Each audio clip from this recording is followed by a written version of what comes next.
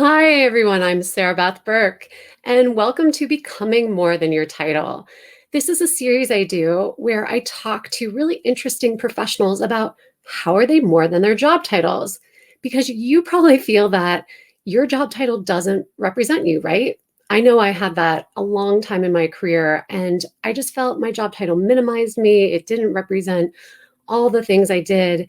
And yet, that was what I was told. This is who you are, Sarabeth. You're a director of programs.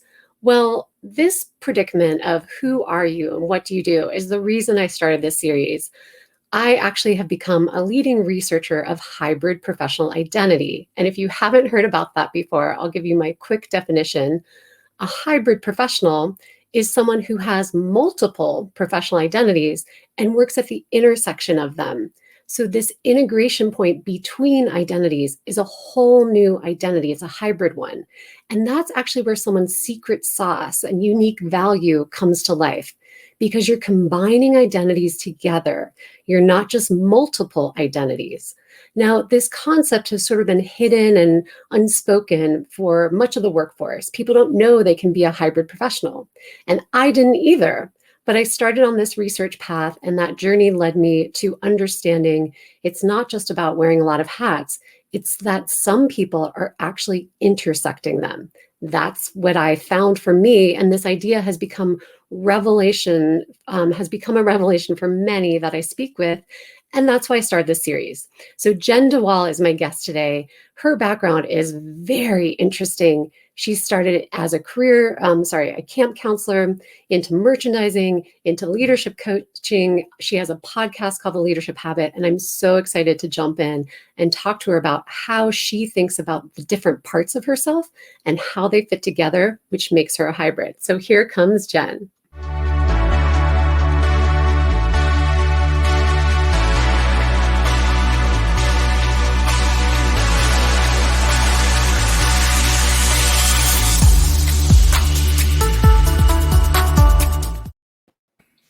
Hello, Jenn. Welcome. Hi, it's so great to be here. Thank you so much for having me, Sarabeth.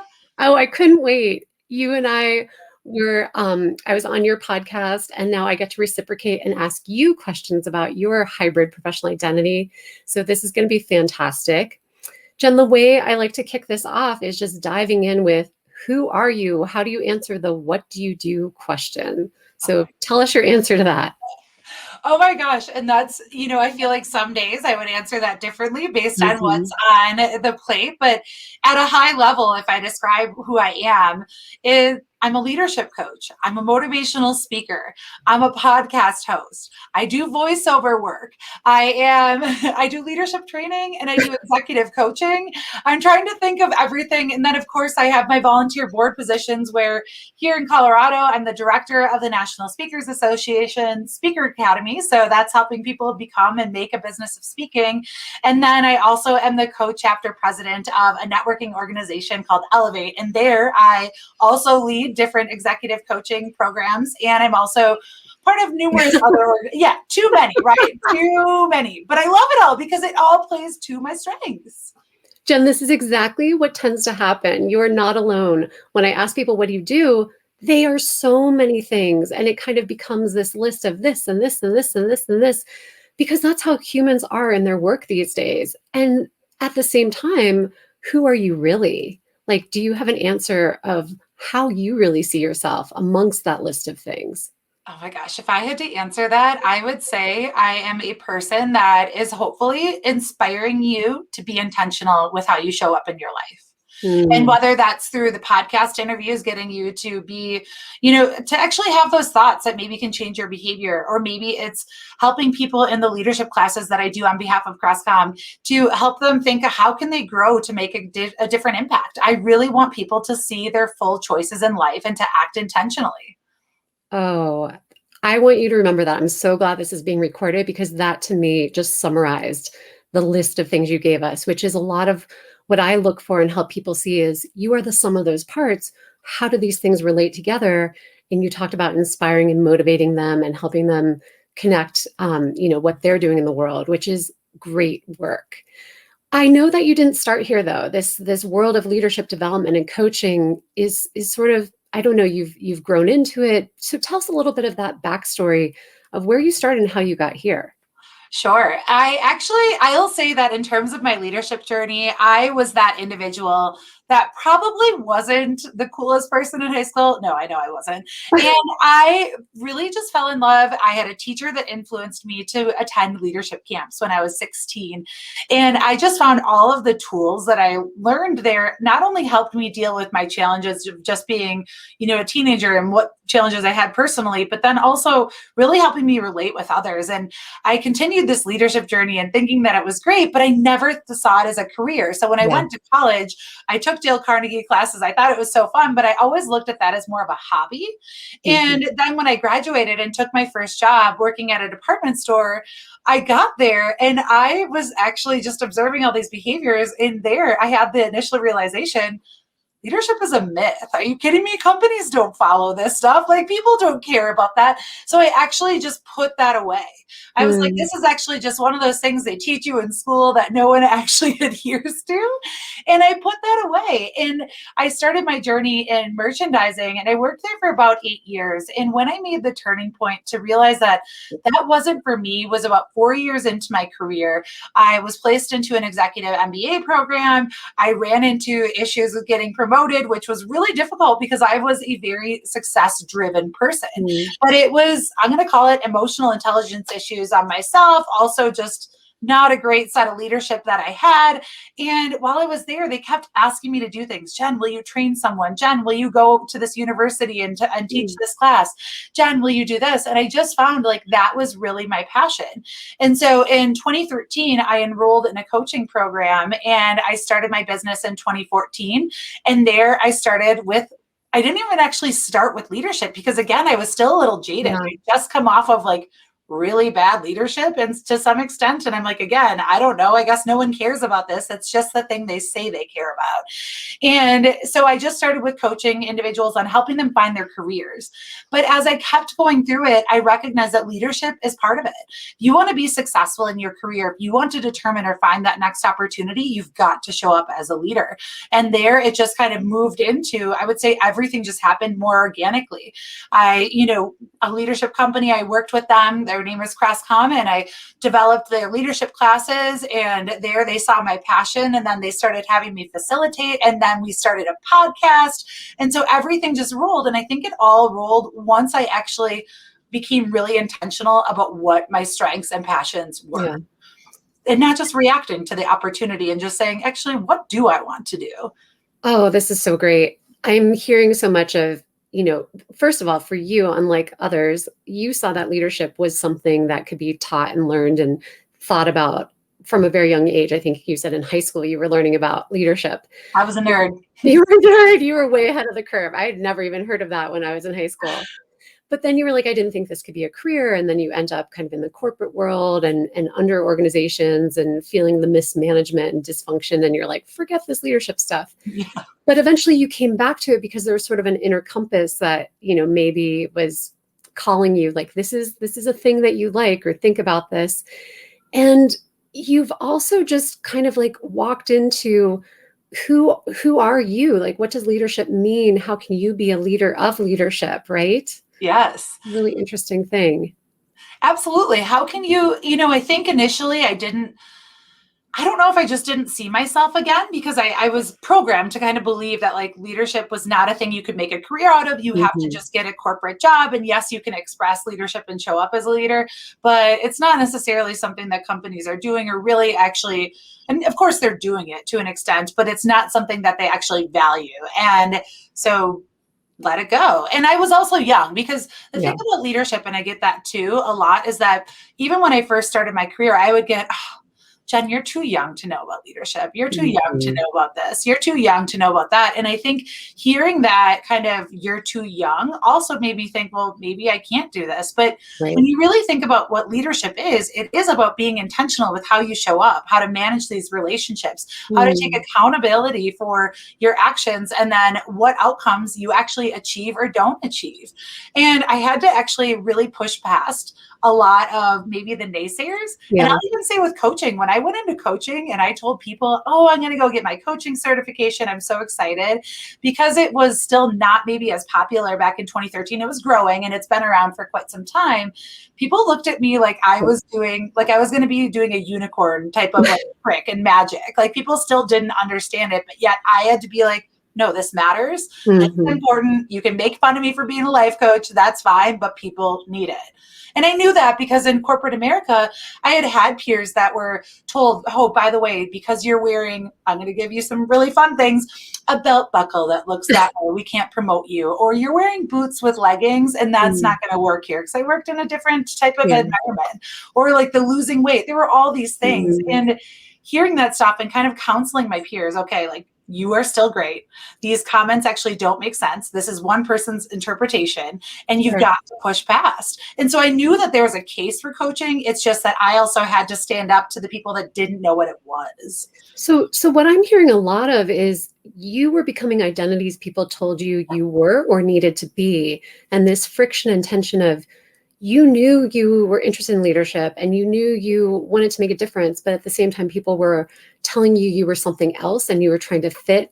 And so breaking these boxes, which is a lot of this identity development work that I've studied, how do you see yourself and how do you make sense of yourself and then communicate that back to the world when the world has a different story to tell you? And that becomes a breaking point. And eventually, that's kind of when I meet people, they're like, I had enough of that. I knew there was something else I had to do in my career, and it takes you in a different direction. Hence, putting yourself together, the hybridity sort of emerges at that point. So can we fast forward a little bit into that? Because so let's just talk first about professional identity. It's anything that you call yourself in your work, right? And we started the conversation with you're a coach and a podcaster and a host and a trainer and a leadership person. And there's this list of identities you have. Yes. And those all live on your resume. So how do you make sense of that? Like up until this point, before you learned about hybridity, how did you help people understand who you were?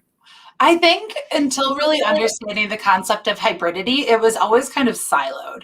Like it would depend on the context or where I was showing up and how I was showing up. So even when you were just saying all of my roles, I didn't even give my professional title that I have right now at Crescott. I'm a leadership development strategist, right? I don't even keep track of some of the things. Right. So I think I used to really look at it as a silo. Like when I am, teaching this class for this company, depending on who I get paid for, that's how I'm going to show up. That's the identity I'm going to put forward.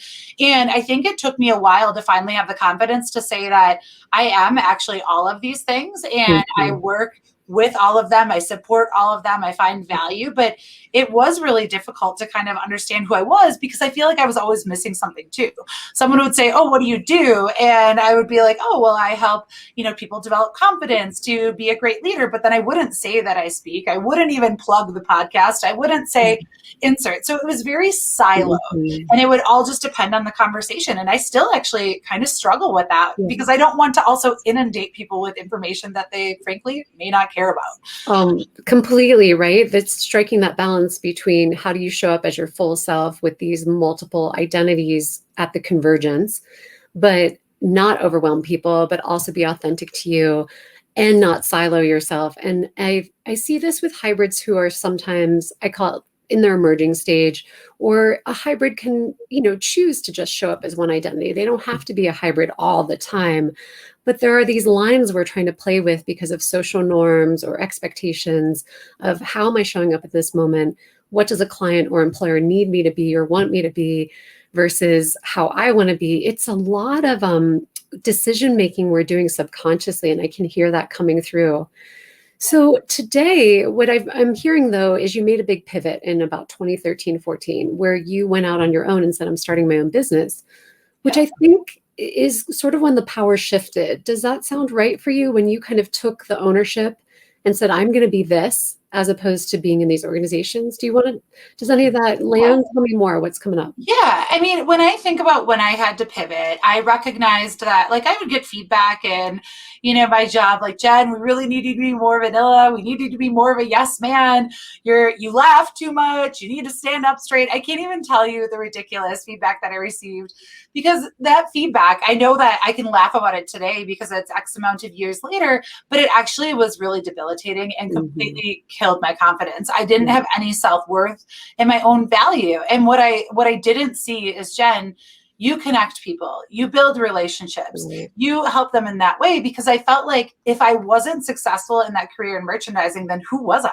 Because that was really who my success was contingent on, accomplishing those roles, getting those promotions, doing those things. And so I had to rebuild and say, Jen, you know what? Maybe you're not meant for a conservative work culture. And that does not mean that you are bad. And that also doesn't mean that conservative cultures are bad.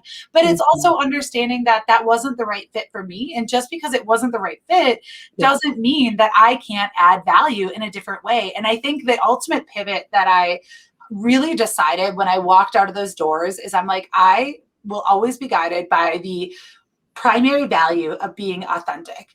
If I have to show up as a shell of myself, which is sometimes what I think organizational cultures may create, either unintentionally or intentionally, I don't want to do it.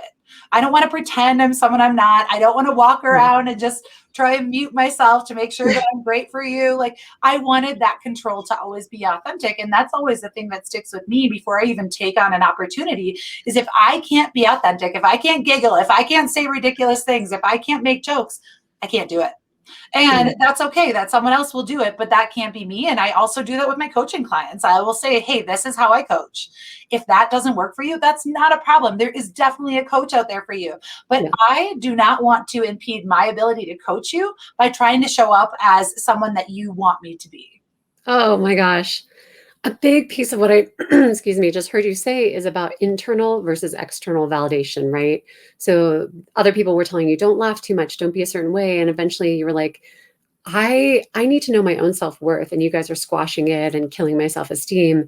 And when you made that decision to sort of take your power back and look inside and say, who do I want to be, right? It was that who question that I heard you comment on. That was a big shift of, my self-worth is based on being able to be gregarious and vocal and all these wonderful qualities that other people aren't recognizing. And that's identity work, owning it, right? Oh, I love this.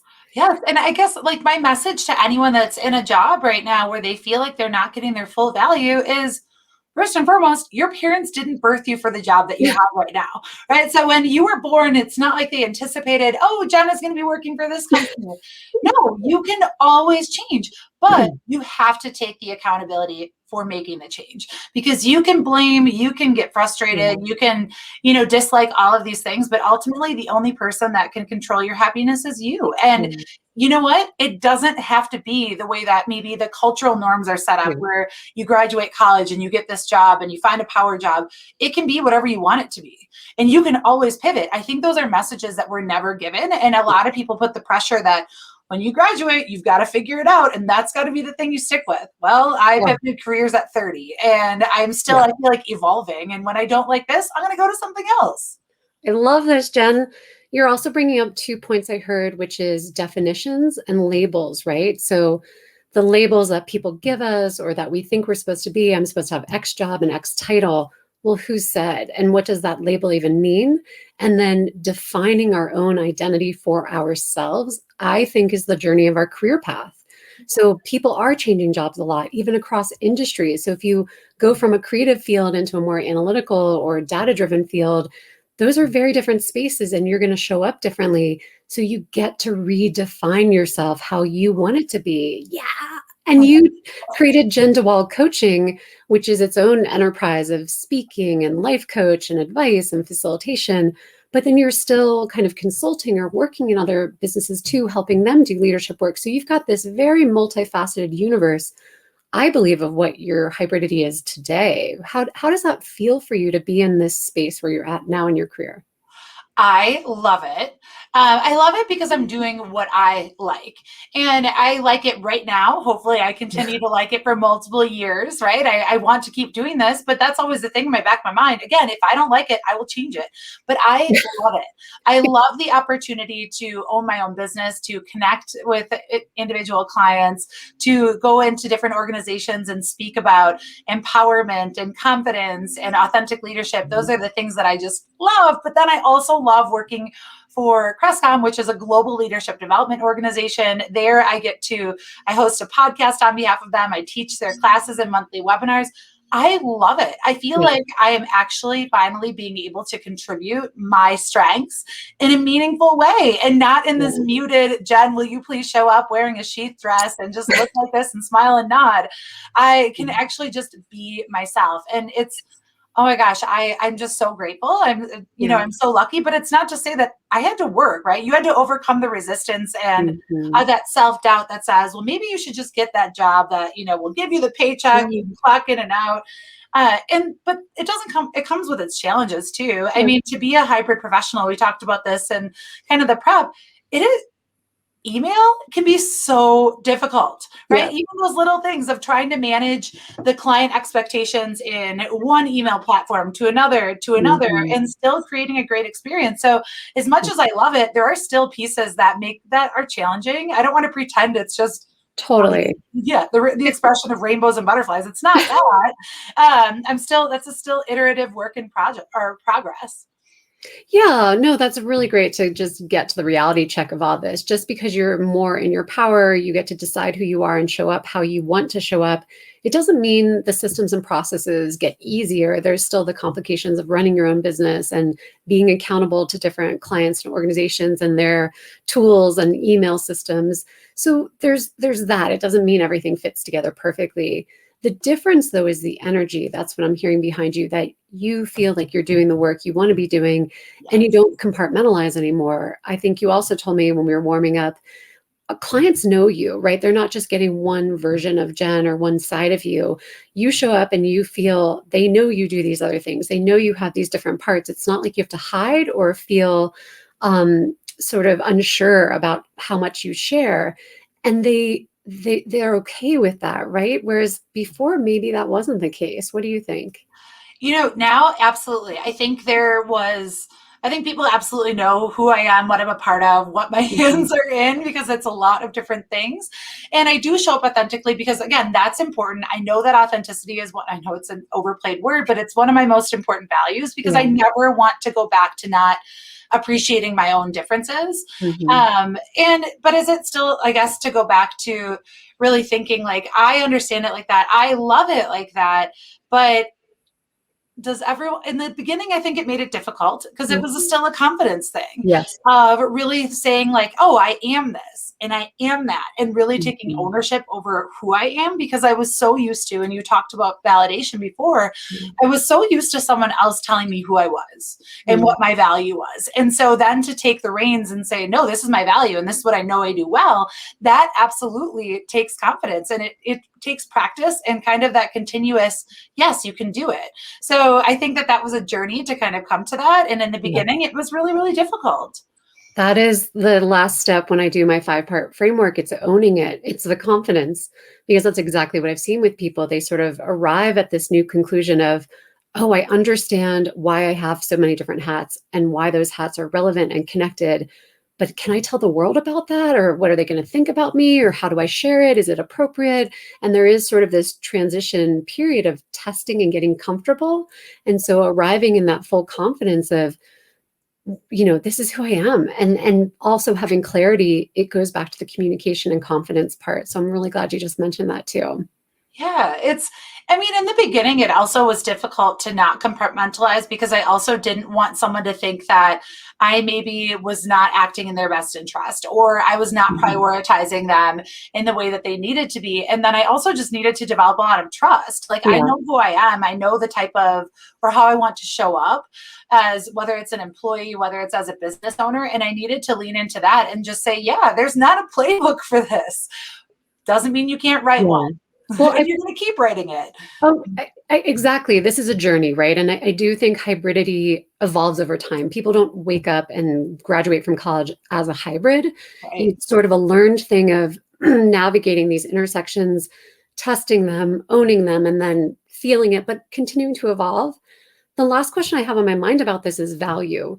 Because I would argue the true value you bring to the table right now is the combination of all these parts, right? Because you've got a background in leadership theories and practices, because you're good at speaking, because you're good at facilitation, because you're a podcast host, because you volunteer at these different places.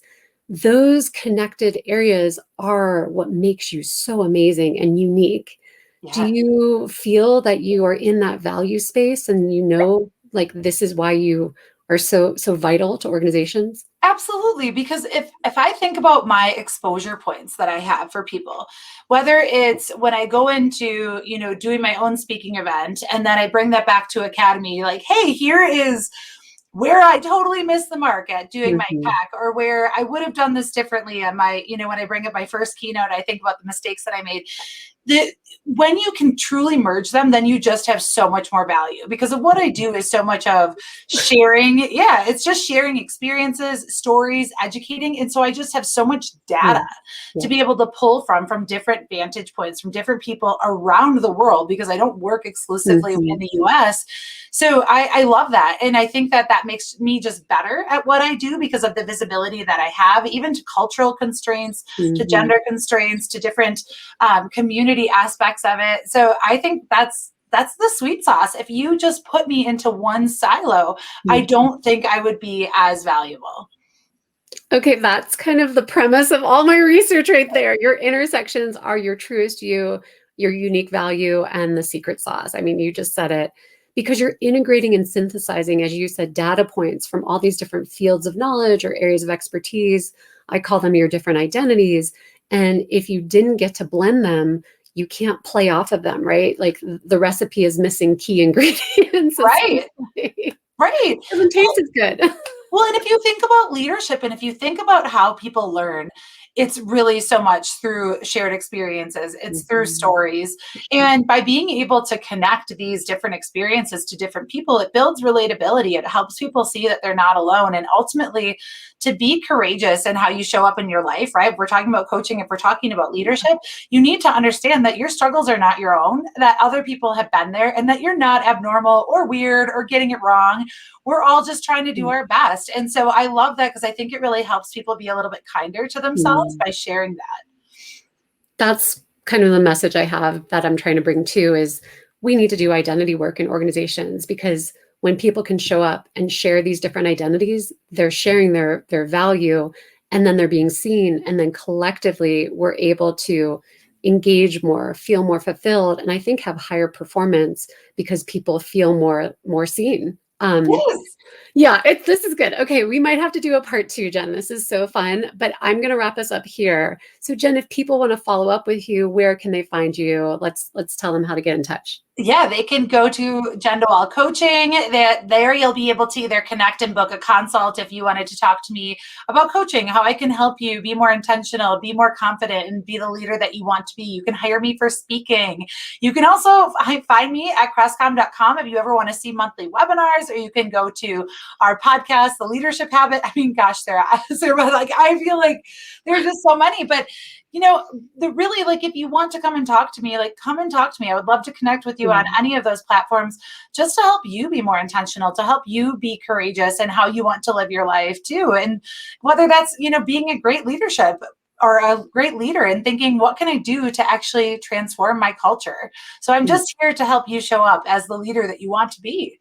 Oh, I love that. And LinkedIn, people can find you. Yes. JennDeWallCoaching.com is great. So Jen's accessible, reach out. And in the meantime, if you're curious about your own hybridity, how your different hats fit together, and stop telling people you're a jack of all trades, but tell them that unique value at the intersections, that's where my research comes into play, morethanmytitle.com. And you can see the book behind me, grab a copy. It explains way more about this concept. Jen, I've had the best time. I really appreciate it. Thank you. And I can't wait until we talk again. Yes. Thank you so much for this opportunity. Bye. Bye.